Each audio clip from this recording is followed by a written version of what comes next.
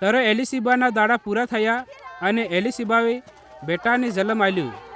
એના પાડોશી અને પરિવારવાળે ઈયું સાંભળીને કે પ્રભુએ એની પર મોટી દયા કરી હે એને હાથે આનંદ કર્યું. અને એવું થયું કે 8વે દાડે વેએ બાળકનું સુનત કરવા આવ્યો. વેએ એનું નામ એના બાના નામ ઈ પેર જકરિયા રાખવા માંગતો હતો, પણ એની આજી જવાબ આલ્યો, નહીં, એનું નામ યુહન્ના રાખવાનું હે.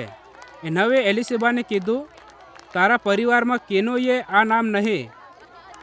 ત્યારે એનવે બાળકના બાને ઈશારો કરીને પૂછ્યું, તો એનું નામ હું રાખવા માંગે હે? એને લખવાની પટ્ટી મંગાડીને લખી દીધું, એનું નામ યુહન્ના હે. અને બધાને નવાઈ લાગી.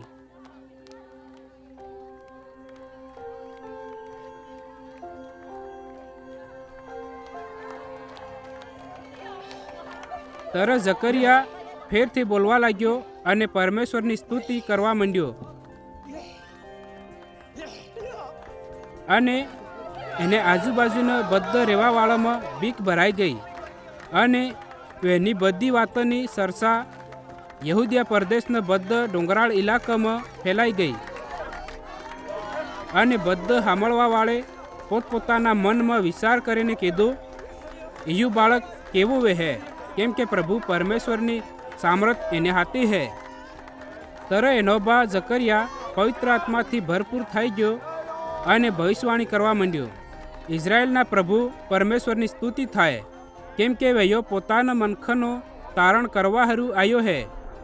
અને એને પોતાના દાસ દાઉદ રાજાની પીઢીના મનખમાં આપણી હારું એક સામર્થવાળો તારનારો મોકલ્યો હે, જેવો પરમેશ્વરે ઘણો પહેલે પોતાના પવિત્ર ભવિષ્યવક્તાને દ્વારા જે દુનિયાની શરૂઆતથી થતું આવ્યું હે એમ કીધું હતો. વેમેશ આપણા વેર્ગ્યથી અને આપણા બધા વેર્ગ્યના હાથથી આપણને બસાઈએ હે અને આપણા બાપ દાદા પેર દયા કરીને પોતાના પવિત્ર કરારને પૂરો કરે.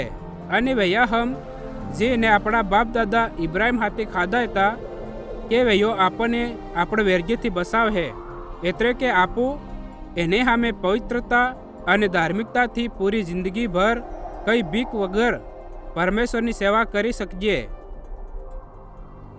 અને તો હે બાળક, પરમપ્રધાન પરમેશ્વરનો ભવિષ્યવક્તા કેવા હે, કેમ કે તો પ્રભુનો રસ્તો તૈયાર કરવા હારું એને અગેડ સાલહે કે વયો પોતાના મનખાને તારણનું જ્ઞાન આલહે, જે એના પાપોની માફીથી મળે હે. ઈયું આપણા પરમેશ્વરની કરુણાથી થાહે. જેમ દાડો આપણને ઇજવાળું આલવા હારું બબળે હે, વહેમેશ મસીહદો આપણી કન હરકથી આવહે. એટલે કે જે મનખા મોતની દશામાં અને ઇંદારામાં હે એનાને ઇજવાળું મળી શકે. અને વયો આપણા પોગને શાંતિના રસ્તામાં હિદા ચાલવા અગવાઈ કરે. અને બાળક યુહન્ના શરીરમાં વધતો ગયો અને આત્મામાં મજબૂત થતો ગયો. અને વયો ઇઝરાયેલના મનખાના વશમાં ભાષણ આલવાના દાડા તક ઉજોડ જગ્યામાં રહ્યો.